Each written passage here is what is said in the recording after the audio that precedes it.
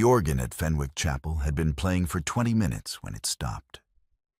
Not a gradual diminuendo, not a trailing of notes into silence. It stopped, as organs sometimes do, between one breath and the next. And the silence it left behind was the particular silence of 300 people who had not yet understood that something was wrong. Lady Harriet Colborne stood at the altar in ivory silk and October light, her hands steady at her sides, her eyes on the vicar who had just opened his book.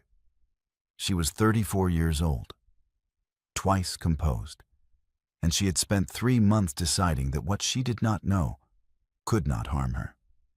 She was about to discover the precise cost of that decision.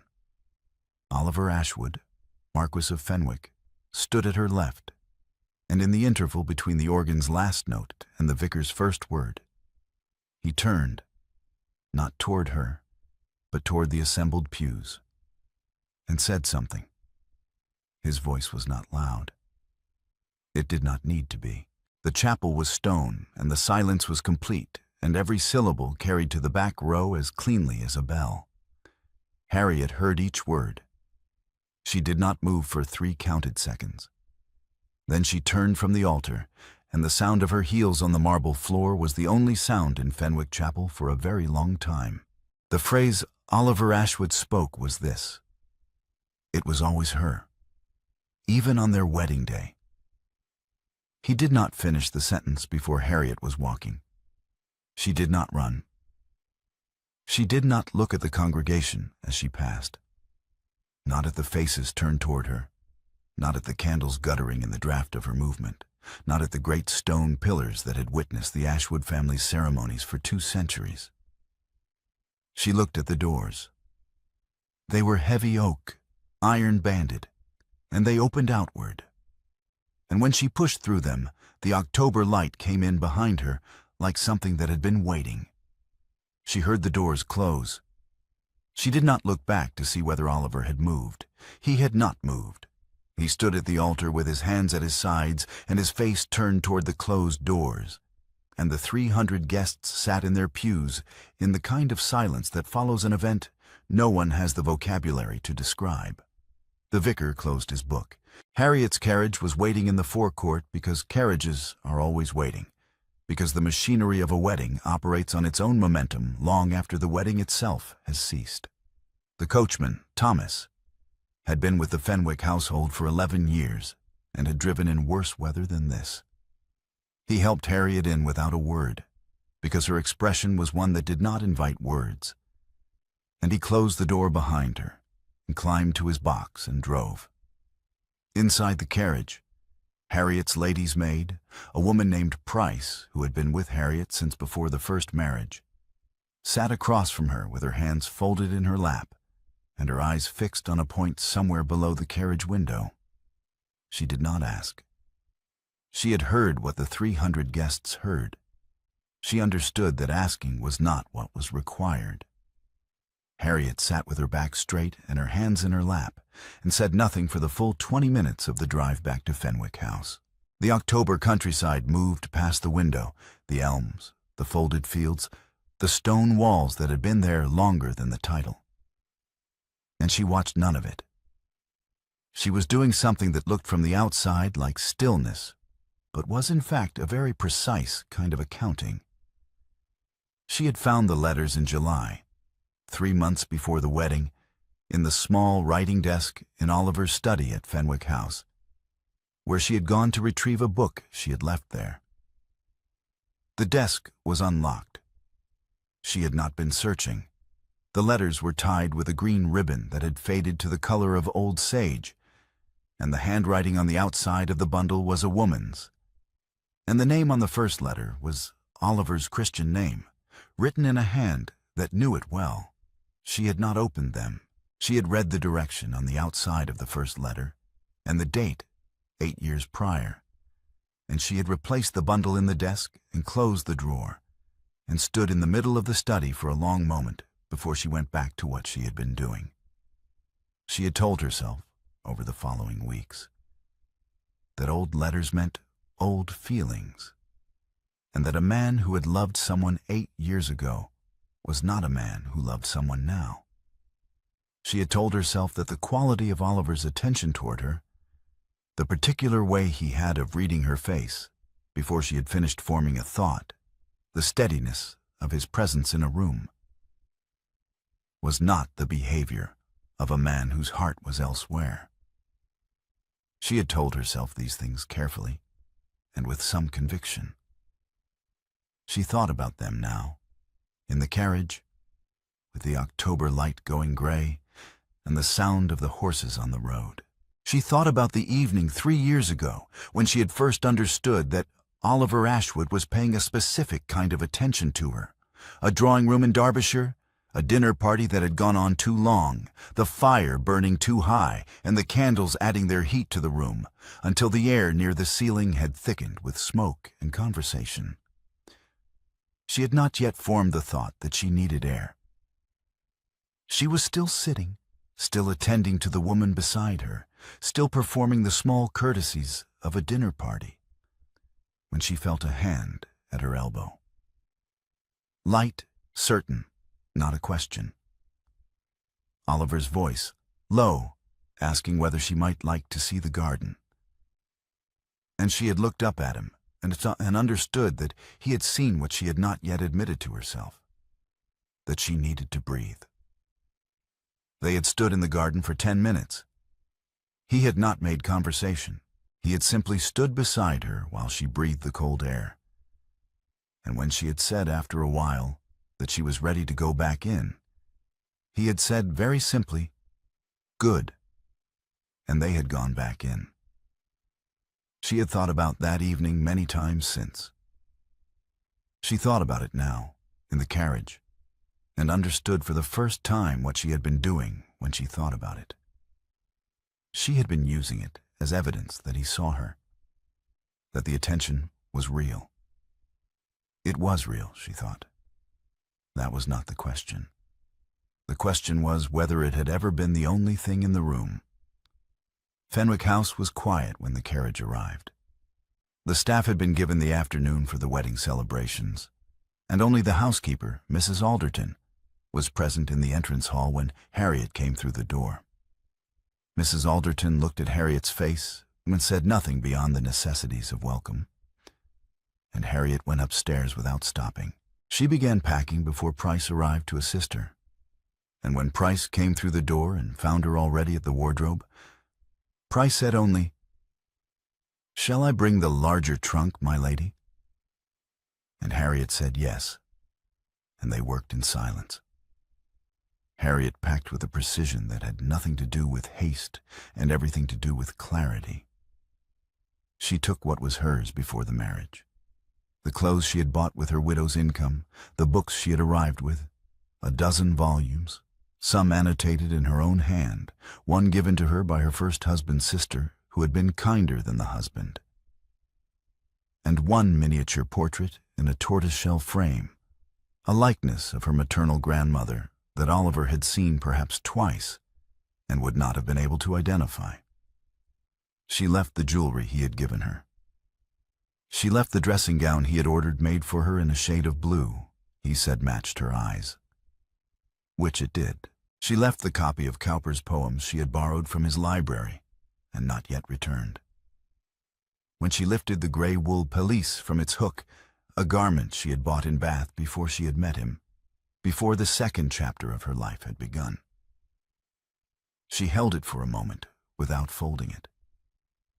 She was thinking about the letters, not about who had written them, about herself, standing in his study in July, holding the bundle in both hands, reading the direction on the outside of the first letter, and then, deliberately, with full knowledge of what she was choosing, putting them back.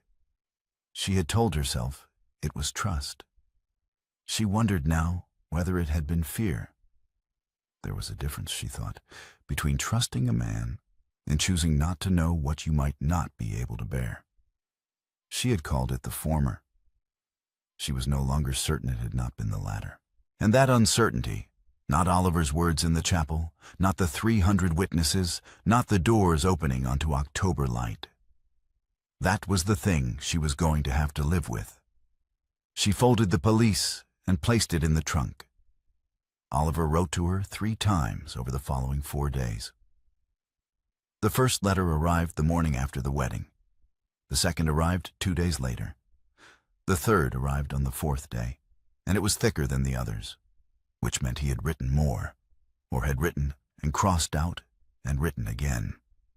Harriet received each letter from the hall tray, read the direction written in his hand on the outside, and set it on the mantelpiece without breaking the seal. They stood there, 3 letters in a row, like a small and useless parliament. She did not burn them. She did not open them. She left them where they were and went about the business of leaving. She did not go to her family seat in Lincolnshire, where her brother would have received her with sympathy and questions in equal measure. She did not go to her sister in Bath, who would have been kind and would also have told everyone. She did not go anywhere that required her to explain herself, because she was not yet ready to explain herself, because she did not yet know what had happened well enough to explain it, and she was not the sort of woman who spoke before she understood. She went to Wiltshire. The property in Wiltshire had been purchased with the settlement from her first marriage, a modest sum from a brief and affectionless union that had left her, at 29, with a widow's income, a clear opinion of what she did not want, and a house in the country that nobody had given her and nobody could take back. It was not grand. It had 6 bedrooms and a walled kitchen garden and a library that smelled of old paper. And the staff there, a housekeeper, 2 maids, a cook, and a groundsman who seemed to exist in a state of permanent mild irritation with the weather, knew her as a woman who arrived without notice and required very little, and was to be left alone when she was reading. She arrived on a Tuesday afternoon, and the housekeeper, Mrs. Farrow, took one look at the trunk and said, "I'll have your room ready within the hour, my lady." And that was the end of any conversation about why Harriet was there. Harriet instructed Mrs. Farrow that she was not receiving visitors, and that any correspondence from Fenwick House was to be accepted at the door and placed in the hall without being brought to her attention unless she specifically asked for it. Mrs. Farrow said yes, my lady, and went to see about the room. The society columns in the London papers, which arrived in Wiltshire 3 days late and were therefore always reporting on a world that had already moved on, would note in time that Lady Harriet Ashwood, for she was now Ashwood, whatever else she was, had not been seen at any autumn engagements. They would not yet know why. They would speculate, because speculation was the mechanism by which society processed events it had not been invited to understand. And 300 people had been present at Fenwick Chapel, and all 300 of them had a tongue. Harriet read none of it. She read Gibbon. She read a new novel her sister had recommended before all of this happened, and which turned out to be excellent. She walked in the walled garden in the mornings when the frost was still on the grass, and she discovered, not with drama, but with a quiet and somewhat startled recognition, that she had opinions about how she liked her mornings that she had not had occasion to act on in 3 years, that she preferred silence before 10 o'clock, that she liked her tea strong and her breakfast early, and that she did not, actually, enjoy the large social breakfasts that Fenwick House required of a marchioness, and never had. She was discovering what she did with her mornings when no morning belonged to anyone else. Oliver arrived at the Wiltshire house on a Thursday, 10 days after the chapel. He had not written ahead to say he was coming, which was either a failure of courtesy or a correct assessment that she would have told him not to come. And Harriet, when Mrs. Farrow came to inform her that the Marquis of Fenwick was at the gate, took a moment before she answered. "Tell him I will receive him in the garden," Harriet said, "not inside." The garden in October was past its flowering, but not past its usefulness as a space where a woman could stand on her own ground without being surrounded by walls that belonged to someone else's history. Harriet positioned herself near the low stone wall at the garden's far end, where the view was of the fields and the afternoon light came in low and clear. And she waited. Oliver came through the garden gate looking like a man who had not slept well in 10 days, which was accurate, and who had prepared what he was going to say, which was also accurate, and which she could tell because he had the particular expression of someone carrying rehearsed sentences. She let him begin. "Harriet," he said, and stopped, and started again. "I have been... What I said in the chapel was not. I want you to understand that what I feel for you is not something I would minimize or qualify. I have never been dishonest with you about the nature of my regard. What happened in that moment was not a reflection of the marriage we have built. It was a..." He paused. "It was something I should have dealt with a long time ago and did not. And the consequence of that failure fell on you in a way that was entirely unjust, and I am more sorry than I know how to say." Harriet waited until she was certain he had finished. "Was Lady Cecily Vane in that chapel by accident?" she asked.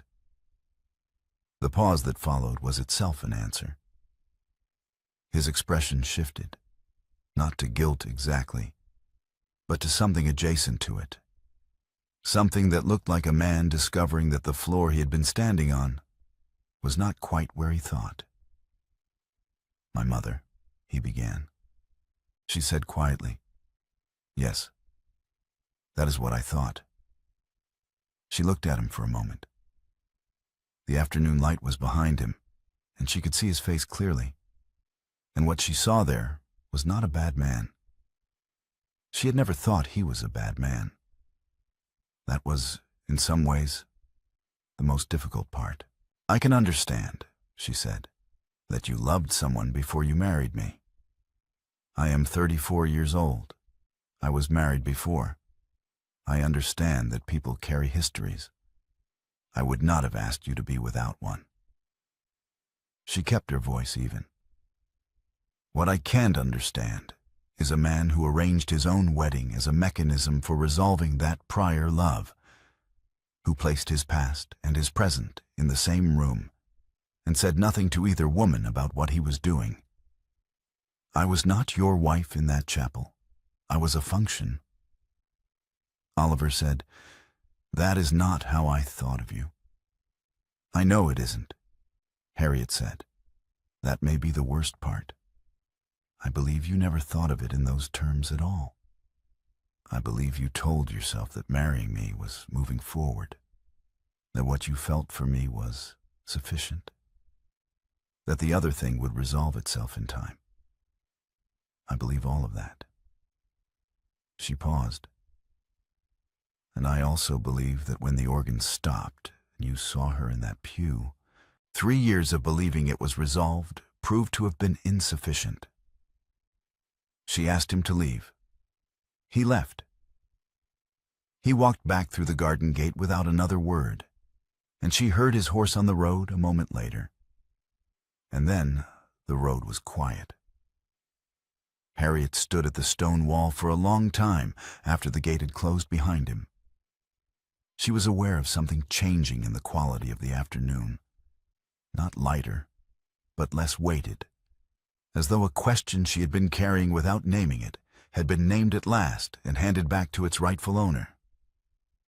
She had said aloud what she had known since July and chosen not to say. It was out of her now. It lived in the air between her and Oliver and could not be put back. She went inside. The gray afternoon that Lady Cecily Vane arrived at the Wiltshire house came 3 weeks after Oliver's visit, and it arrived without warning. Mrs. Farrow came to find Harriet in the library and said, with some care, that a Lady Cecily Vane was at the door and had asked for 10 minutes. Harriet set down her book. She had known the name since July. She had not known the face. She had imagined it, which was perhaps worse. "Show her into the sitting room," Harriet said. Lady Cecily Vane was 31 years old and had the kind of face that Harriet, without rancor, recognized as genuinely beautiful. Dark-eyed, composed, with the particular stillness of a woman who had learned to hold herself carefully in rooms where her presence complicated things. She was dressed plainly for a woman of her rank, and she sat in the chair Harriet indicated and did not take the tea that Harriet offered, and she began to speak without preamble. "I did not come to defend him," Cecily said. "I want you to understand that first." "I am listening," Harriet said. 2 weeks before the wedding," Cecily said, "Oliver came to me. He asked whether I would consider, whether there was any possibility of resuming what had been between us. He was direct about it. He said he was about to marry you and that he needed to know." She stopped. "I told him no, not because of circumstance, not because my family would object or because of his rank, or any of the reasons that ended the original engagement 8 years ago. I told him no because I had made my own life, and I had no wish to undo it." Harriet was very still. "He married you, knowing I had refused him," Cecily said. The phrase in the chapel was not a man overwhelmed by the truth of what he felt. It was a man who had tried to close a door 2 weeks before the wedding and found he could not close it cleanly, and then saw me in the pews, which his mother arranged, I understand, without informing either of us, and collapsed under the weight of all of it. The sitting room was quiet. "Why are you telling me this?" Harriet said. "Because you deserve to know the precise shape of what happened," Cecily said. "Not the version where he was undone by love in a chapel. The version where he tried to resolve it privately 2 weeks before, was told no, and married you anyway, without telling you any of it." She met Harriet's eyes. "And because I read what the papers are saying, and none of it is accurate, and you should not be carrying the weight of a narrative that belongs to him." Cecily left shortly after. Harriet saw her to the door and thanked her, and the door closed, and Harriet stood in the hallway for a moment before she went out to the garden. It was raining, not heavily. The fine, persistent October rain that does not announce itself, but simply exists, cold and thorough. Harriet stood at the bench near the kitchen garden wall and let it rain on her, and did not go inside. And she was still standing there when Price came through the garden door with a wool shawl, and without a word wrapped it around Harriet's shoulders and sat down on the bench beside her. Price did not speak. She did not ask whether Harriet wanted company or whether she would prefer to be alone. She simply sat, with the rain coming down on both of them, and her presence was the first uncomplicated act of care that Harriet had received in weeks, not mediated by Oliver, not offered in the context of his household, not shaped by anyone's expectations of what a marchioness required. Harriet sat down. They sat together in the rain for a quarter of an hour. That night, past 3 o'clock, Harriet lit the candle on the writing desk and took out paper and began to write. Not the polished, measured kind of writing she did when she knew the letter would be sent. This was different. This was the writing she did when she needed to think, when the thoughts had been circling for long enough that they needed to be placed somewhere outside her own head. She wrote to Oliver. Not accusations, questions. The precise questions she had not been able to stop forming since the chapel. Had he known, when he married her, that Cecily had already refused him? Had he believed the wedding itself would resolve it? Had he looked at Harriet, standing beside him at that altar, and seen her, specifically her Harriet, the woman who preferred silence before 10 o'clock and read Gibbon for pleasure, and had stood in his Derbyshire garden and breathed cold air? Or had he seen a solution to a problem she had never been told existed? She wrote for 2 hours. When she had finished, She read it once through. Then she carried it to the grate, where the coals were still faintly warm, and she held the letter over them until it caught. She watched it burn, the pages curling, the words she had spent 2 hours finding going first orange, then black, then gray, then nothing. She watched until the last of it was ash. She went back to bed. She lay in the dark and found, to her own surprise, that the questions had gone with the letter. Not because she had answers, but because she no longer needed his answers to know what she knew. She knew it already. She had known it since July. The letter was the last of the weight she had been carrying for someone else. She closed her eyes and slept until morning. Lady Fenwick's letter arrived on a Monday, written in the Dowager's characteristic hand, large, decisive, slightly impatient with the limitations of paper. It did not ask. It informed Harriet that her continued absence from Fenwick House was causing comment, that the family name was being subjected to speculation that a prompt return would curtail, and that Lady Fenwick expected to hear from her by the end of the week. Harriet read it. She placed it with the other correspondence she was not answering, and went back to Gibbon. Lady Fenwick herself arrived on the Wednesday. She came in a carriage that announced itself from the road, and she presented herself at the door of the Wiltshire house with the manner of a woman who had not seriously considered the possibility of not being received. Mrs. Farrow came to Harriet with an expression that communicated both the fact of the arrival and a complete absence of any opinion about what should be done about it. "Tea in the sitting room," Harriet said. "I will be down directly." She received Lady Fenwick with perfect courtesy. She poured the tea herself and offered the better chair and asked after the journey. And she waited until the initial business of arrival had been completed before she folded her hands in her lap and spoke. "I know that you organized Lady Cecily Vane's presence in the chapel," Harriet said. "I understand that you believed it would settle something in Oliver, that seeing her married to another, or simply seeing that she was ordinary and present, and not the figure of memory he had made of her, would close a door you had watched him leave open for 8 years. She paused. "I understand the reasoning. I even understand the impulse. You wanted to help your son." Lady Fenwick said, "I did what I thought." "What you thought," Harriet said, "came very close to costing me my own clarity about what I had seen and chosen not to see. I had made a decision, in July, to trust the marriage I was in. Your arrangement in the chapel made it impossible to know, afterward, whether what Oliver said was something he would have said regardless, or whether it was a specific response to a specific provocation that you introduced." She looked at Lady Fenwick steadily. "I cannot unknow that.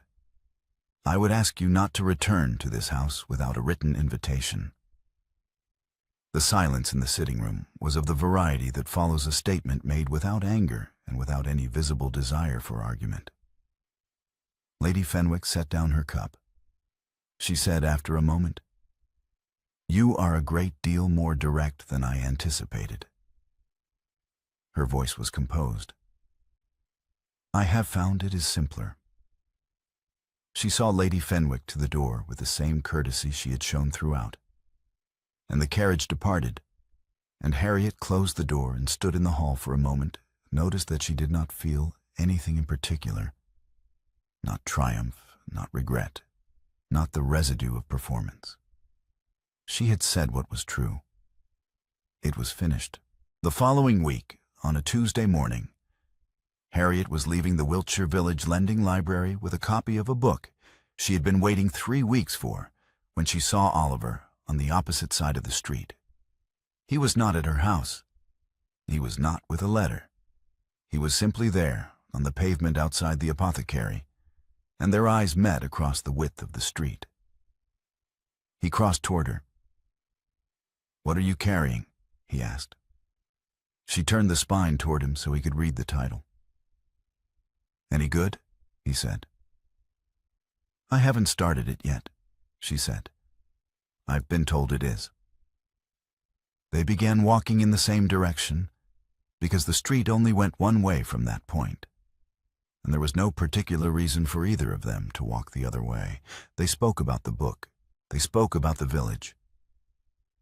He had been at the estate near Marlborough, which was close enough to account for his presence here. And she did not ask whether that was the reason he was here, or whether it was incidental. They spoke about the state of the road, which was bad, and about whether the weather would hold, which it would not. They did not speak about the chapel, or Cecily, or the 3 letters on the Wiltshire mantelpiece, or the separation papers that Harriet had already begun to consider. For half a mile, they walked.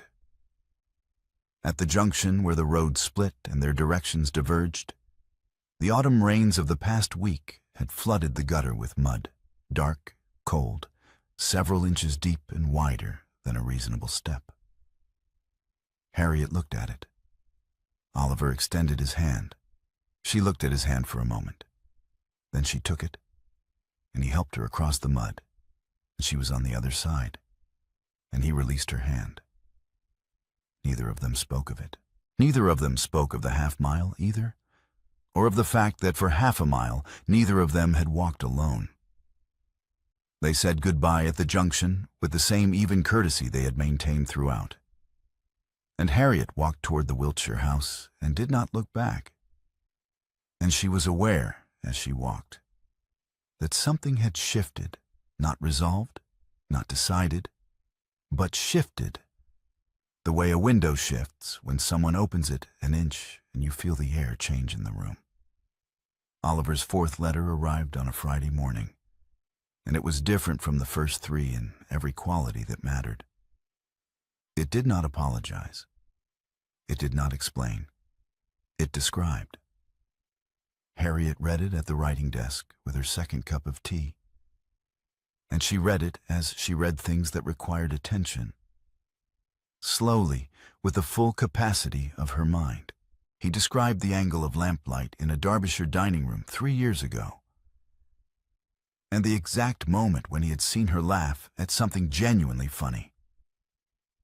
Not the social laugh. Not the laugh that was offered as a courtesy to a host's indifferent joke. But the real one, the one that surprised her, that broke across her face before she had decided to allow it. He described the particular quality of her attention when she was listening to an argument she had not yet decided to agree with. The slight tension at the corner of her mouth, the way her eyes moved when she was working through a proposition rather than simply receiving it. He wrote that he had known, on the morning of the chapel, the precise moment she understood what he had said. Not because she turned toward him, but because she did not. Because she looked forward for 3 counted seconds, and in those 3 seconds he had seen her make a decision, and he had understood, watching her walk away, that the decision was irrevocable and correct and entirely his own fault. He did not ask for anything. He said only what he had lost that morning and named it precisely. Not the marriage, not the title, not the arrangement of their lives. Her specifically. The woman who needed air before she knew she needed it, and who packed her own trunk, and who received his mother with perfect courtesy and asked her not to return, and who was now, presumably, reading this letter with the same expression she used when she was working through a proposition rather than simply receiving it. Harriet read it twice. She folded it along its original creases. She placed it in the writing desk. She did not send a reply, but she did not burn it. 3 weeks later, Oliver submitted a formal written request for a private meeting, phrased with the care of a man who had understood that informality was no longer available to him. He did not name a location, which was itself a form of deference. He was placing the choice where it belonged. Harriet wrote back with a single sentence. She would receive him at Fenwick House, not at the Wiltshire property. She named the date. She arrived at Fenwick House the day before. She had not been there since the morning after the chapel. She went through each room once, not with sentiment, but with the deliberateness of a woman who was reacquainting herself with a place she had once thought she knew and was now examining on different terms. The rooms were the same. The light through the east windows was the same October light, 1 year on. The housekeeper welcomed her back without comment, because Mrs. Alderton was a woman of considerable intelligence and knew when comment was not useful.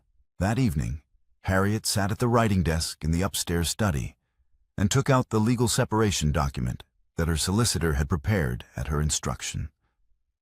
She read it once. She signed where her signature was required. She placed it in its envelope and carried it downstairs to the low table beside the chair where she intended to sit the following morning. Then she went to bed, and she lay in the dark of Fenwick House, and she was aware that she had arranged the room very carefully, and that the arrangement was her own. Oliver arrived at 11 o'clock on a Thursday morning in October, 1 year and 3 days after the chapel. The Fenwick House saloon was lit by the east windows, and the light was the same quality it had been on the morning of the wedding.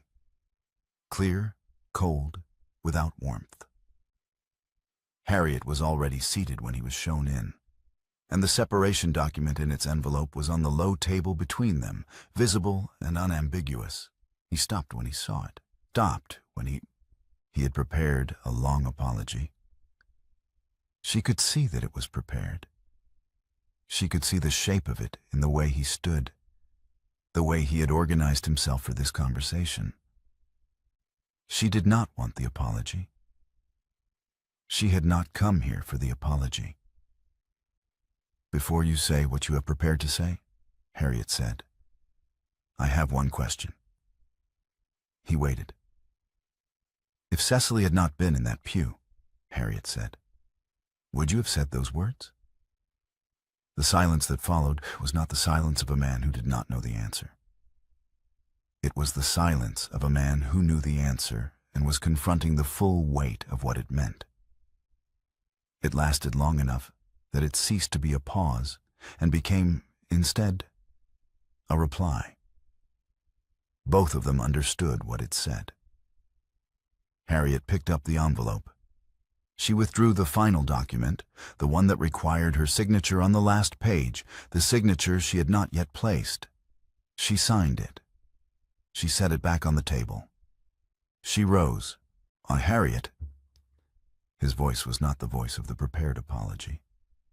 It was different, stripped of preparation, stripped of the careful architecture of what he had planned to say. "What did you want from this marriage?" She had taken 2 steps toward the door. She stopped. "Not what I assumed you wanted," Oliver said. "Not what the marriage required of you. Not what a marchioness is supposed to want, or what a second wife is supposed to want, or what anyone around you expected you to want. What did you specifically want?" The room was very quiet. Harriet stood with her back to him. She was aware of the quality of the question, the fact that it was the first time in 3 years anyone had asked it, the fact that it was the first time he had asked it, the fact that it was, in its simplicity, the question that all of the other conversations had circled without ever reaching. She was aware that it had arrived late. She was aware that she had also, in her own way, failed to ask it of herself, that she had managed the marriage and measured the marriage and assessed the marriage without ever quite asking herself what she had wanted it to be. She turned.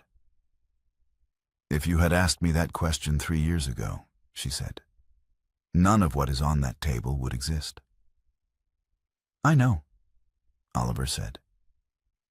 The distance between them was small. It was the distance of a room that was not large, of 2 people who had moved, over the course of a conversation, to its center. Harriet looked at him. not with the measuring look of the past year, not with the careful assessment of a woman deciding what to permit, but with something more direct than either of those. She crossed the distance. She kissed him, once deliberate, chosen with the same precision she brought to everything she decided. And then she stepped back and looked at him as though she was completing a calculation she had been working on for a very long time. "I have not withdrawn the document," she said. His voice was quiet. "I know that too." "Good," said Harriet. A year later, Fenwick House in October, the same east light coming through the same windows, and the grounds outside in full autumn color, the elms and the beeches, and the long grass of the lower fields all turned to the colors of the season, the same colors as the morning she had walked out of the chapel and into the light. The supper that evening was small. No guests, no staff remaining in the room after the plates were cleared. Just the two of them. And the fire, and the quiet that had become, over the course of this second year, a different quality of quiet from the one that had existed in the first. Not the quiet of things unspoken. The quiet of people who had said what needed saying and were no longer required to fill the silence with management. Oliver extinguished the last lamp himself. In the morning, the east light came early. 2 cups of tea on the breakfast table, steam rising in the cool air. And between them, in its original envelope, sealed as it had been when Harriet first placed it on the low table in the saloon, the separation document. Signed by Harriet's hand. Never submitted, never carried to any court or solicitor's office. It had sat in this house for a year in the way that certain objects sit in houses, not as monuments, not as weapons, but as facts. The fact that it contained was simple. She could leave. She had not left. The choice was hers. Renewed each morning, she did not make the other one. "The Marlborough Road will be flooded again by Thursday," Oliver said, looking at the window. "The Marlborough Road is always flooded by October," Harriet said. "You know this." "I continue to find it surprising." She set down her cup. "You find it surprising every year. It is not surprising." He looked at her over his cup, and she looked back at him, and the voices between them were easy in the way that voices become easy when they have been through something difficult together and have come out the other side speaking plainly. Outside, the Fenwick grounds held the October light in the way they always did. The long shadows of the elms, the pale gold of the grass, the stone walls running down toward the lower fields. The same light that had come through the chapel doors a year ago when they were still open, the same light that had come through the carriage window when Harriet rode away alone in silence. It came through the breakfast room window now and fell across the table between them, across the 2 cups of tea, across the envelope with its document inside, and it was simply light. The ordinary, clear, unapologetic light of an October morning at Fenwick House. Harriet reached across the table for the marmalade. Oliver passed it to her before she asked. She noticed. She did not remark on it. She spread the marmalade on her toast and looked out at the grounds and drank her tea. And the morning continued in the way that mornings continue when they belong to the people who are living them. Quietly, and with the particular warmth of a choice made freely, made again.